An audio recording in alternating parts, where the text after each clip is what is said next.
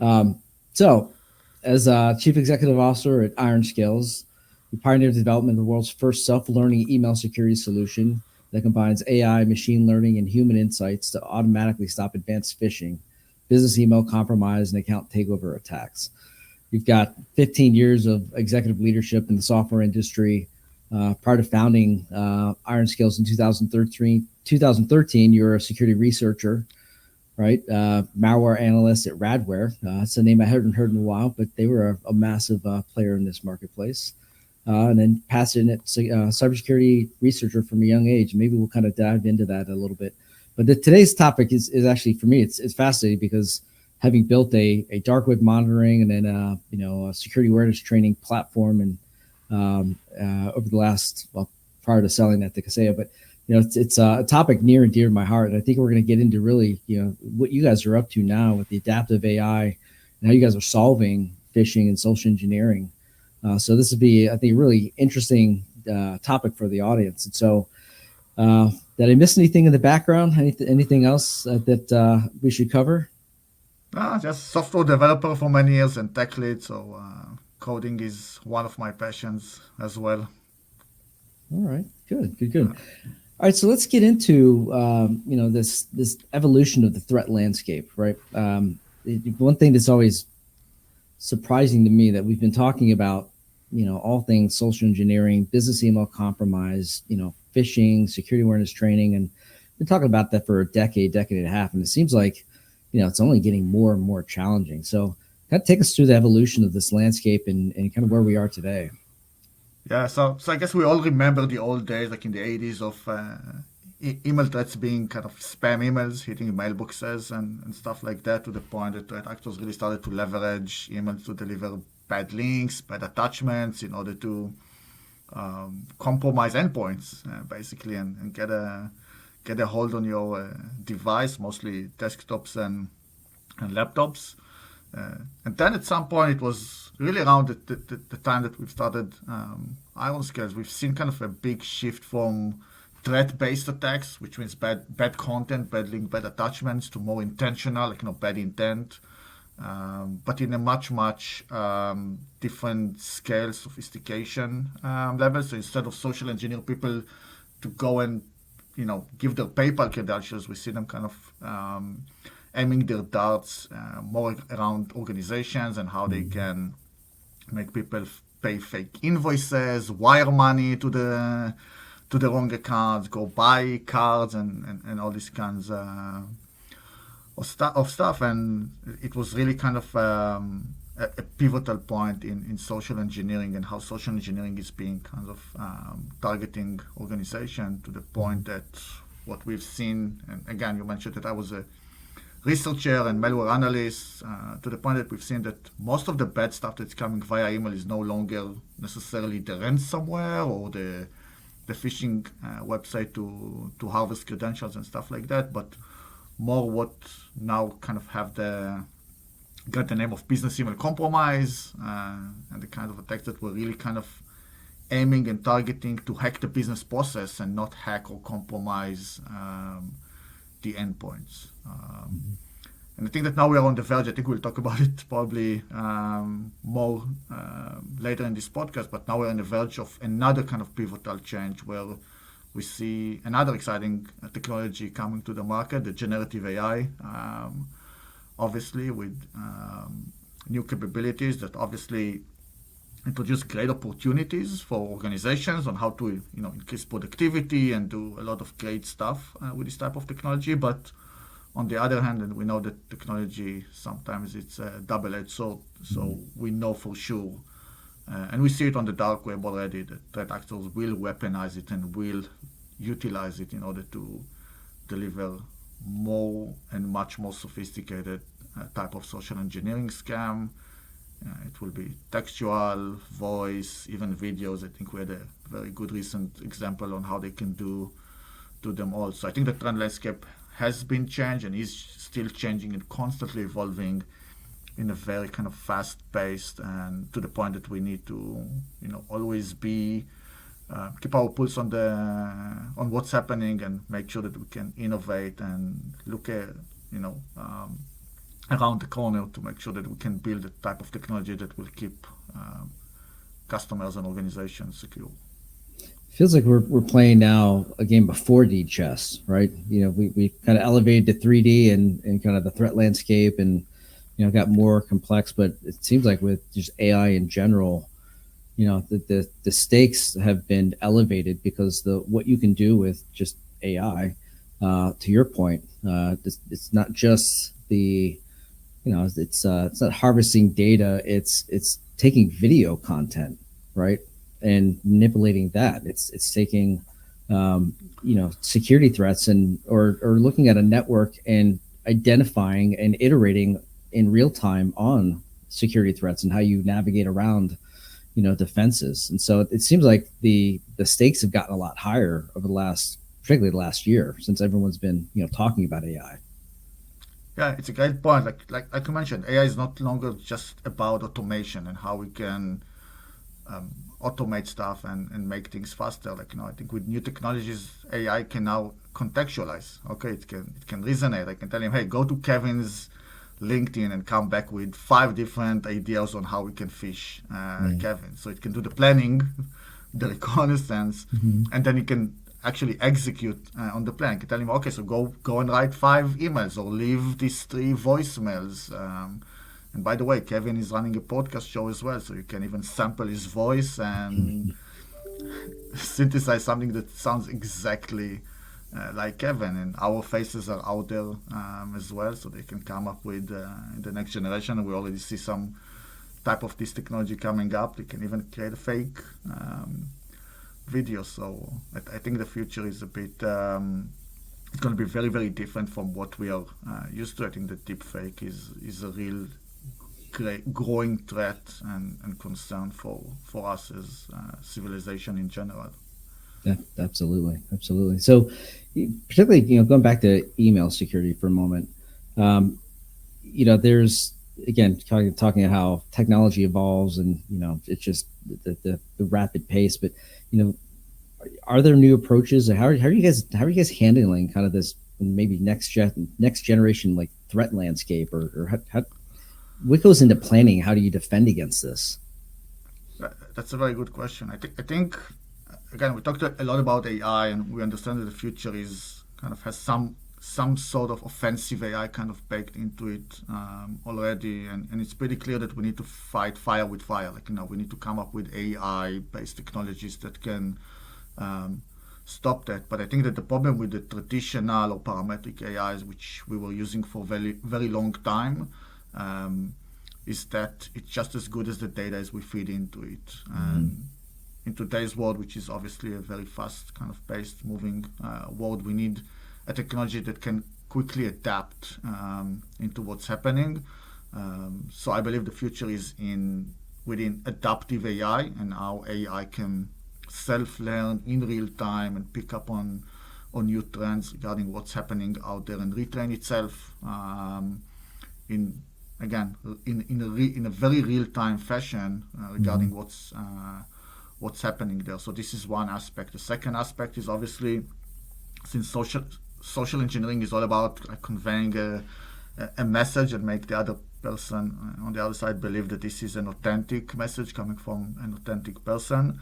Obviously, everything that we're doing around language understanding and extracting intent out of messages is becoming very, very important. So the adoption of LLM-based technologies in order to be able to do that is definitely in the center of what we need and what we have in order to make sure that companies are secured. And last but not least is the people, the human layer. Make sure. And again, one of the things that we are doing in the last 10 years is helping organizations educate and increase awareness and make sure that people understand that no technology, no matter how sophisticated, will ever be enough to stop 1% of the threat. So people need to be ready. People need to understand, and we're having a lot of conversation that yes, we are stepping into an era where you can't really trust a lot of the things that you hear, read, or see. So user awareness and how you do it in a simple yet effective way is another area of focus for us, our partners, and obviously the organizations that we are protecting. And there's this, the rise of trust but verify, right? And it seems like that's going to get harder and harder, right? Because we've already had this challenge of the human behavior and getting them up to speed and retraining, constantly testing and retraining.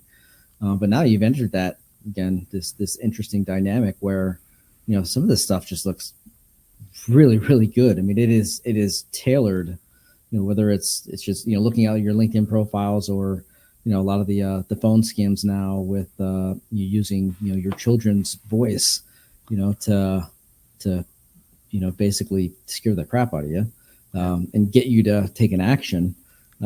It's so beyond now trust but verify, right? So like there's almost like there's another dynamic or another layer to this moving forward. It's trust but verify, but then how do you really verify that, what you're receiving or who you're speaking with or what you're watching is actually real or legitimate? Yeah, I think what you're 100% right. It's like it's verify and then verify again. It's like teaching people not how to spot a fish, but what's the right kind of behavior or what is expected from them, and basically trust nothing. Like it's a kind of a zero trust to everything digital and especially digital communication. And what are the right steps to verify that yes, it's actually your kids that just left this voicemail or calling you, or that the person that just sent the email or left the voicemail or left the text message, and all these kind of things. What are the right kind of, what is the right procedure? What are the right steps that need to be taken on the different medium?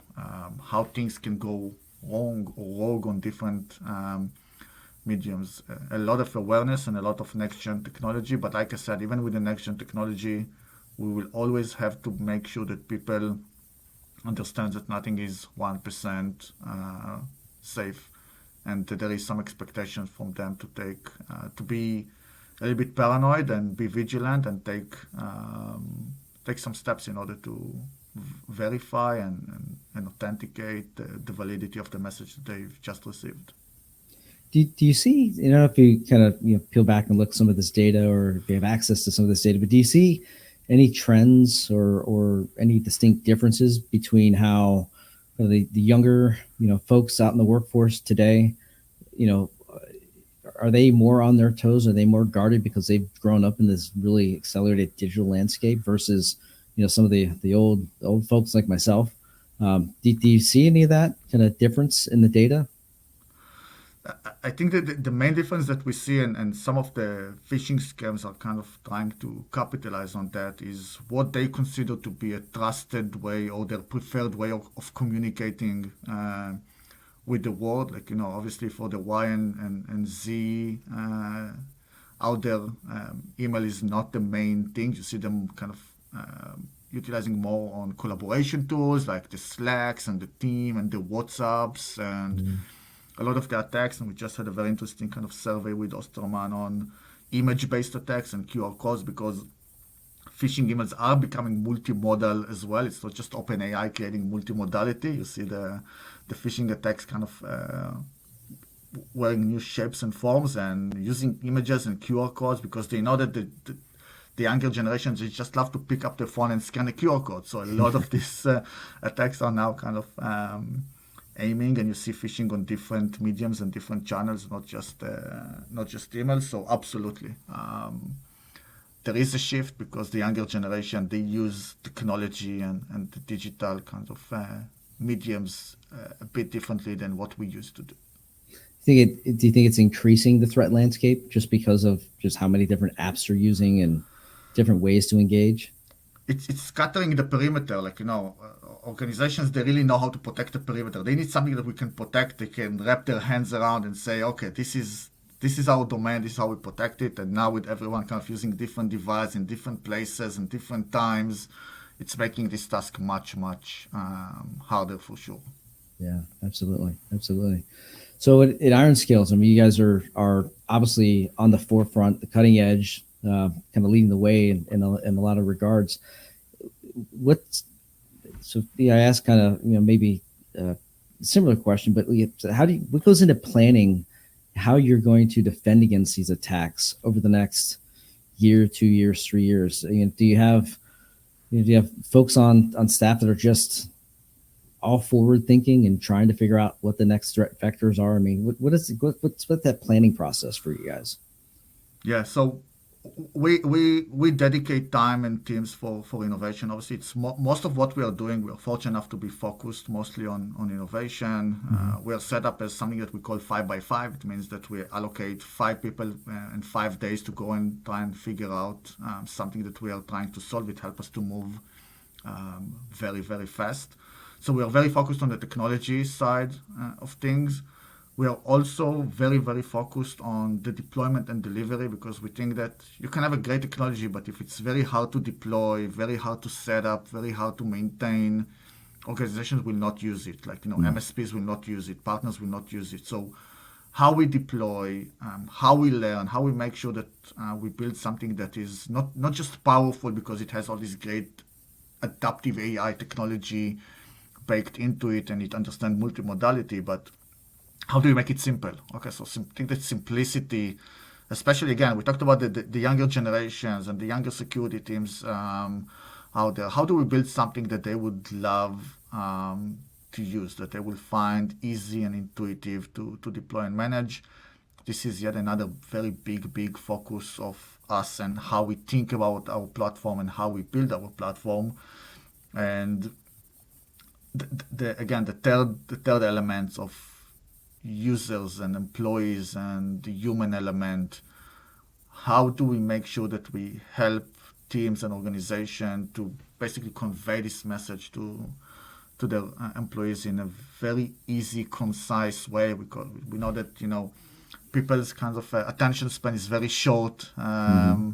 these days. So how you keep this kind of mediums protected and how you keep people aware, but you don't at the same time you're not asking for too much of their time and you don't interrupt with their kind of normal day-to-day workload. For security teams, again, the threat landscape is changing and growing, not just in the security domain, but in all Yeah. the other domains as well. And we know that their teams are not necessarily growing at the same pace, and they need more time back in order to go and deal with other projects that are very important for them. So we are trying to solve for that as well and give them time back and make sure that they don't need to spend a lot of time dealing with this type of threats, like in the old days of creating another rule or setting up another policy or blocking another IP and all this kind of stuff that keeps them very, very busy. So these are the main things that it's the technology, it's the operational efficiency, and obviously the human element and how you take care of that as well in one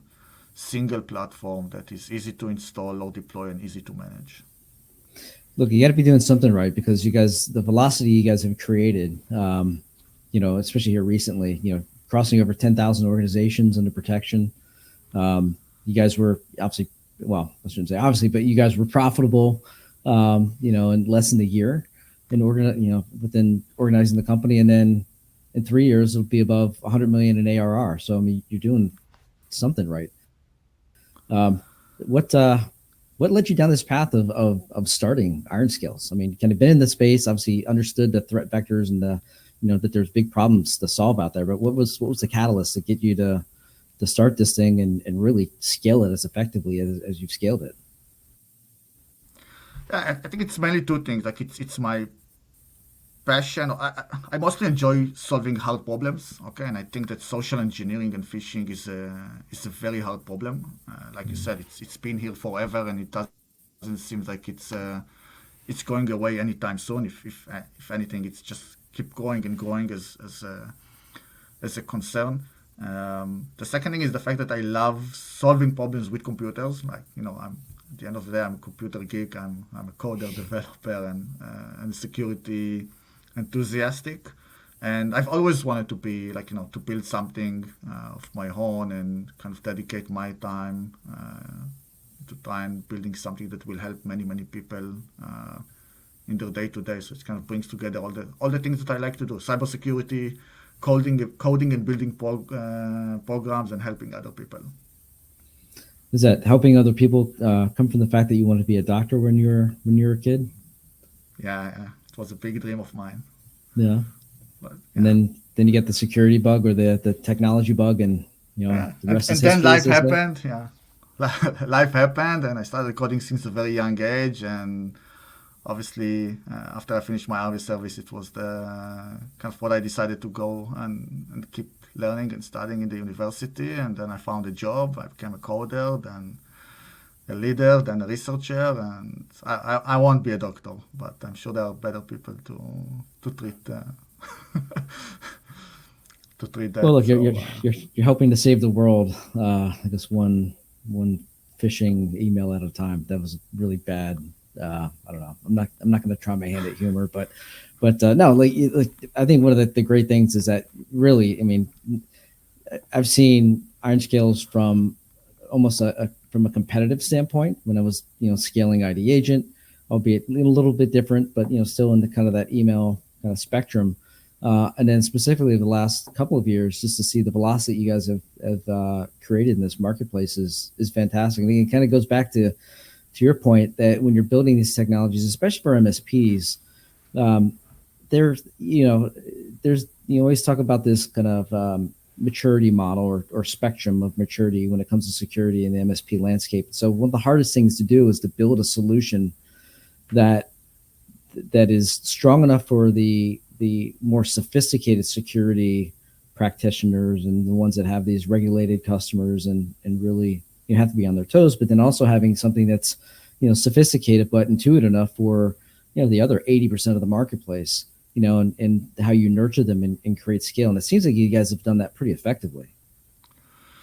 yeah, thanks. First and foremost, like fighting phishing is a great purpose. I'm really, really excited. Like every day, working on that, and at the end of each day, to kind of see what we were able to do and how many attacks we were able to stop. I think it takes one devastating kind of story from people that didn't have this type of technology and how they paid this $700,000 or stuff like that, and went under to understand that we are we are doing a lot of good in this world by stopping the bad guys from taking this type of organizations down, because not every organization is a large enterprise that can pay $3, $4, $5 million and just keep going like uh, any other day.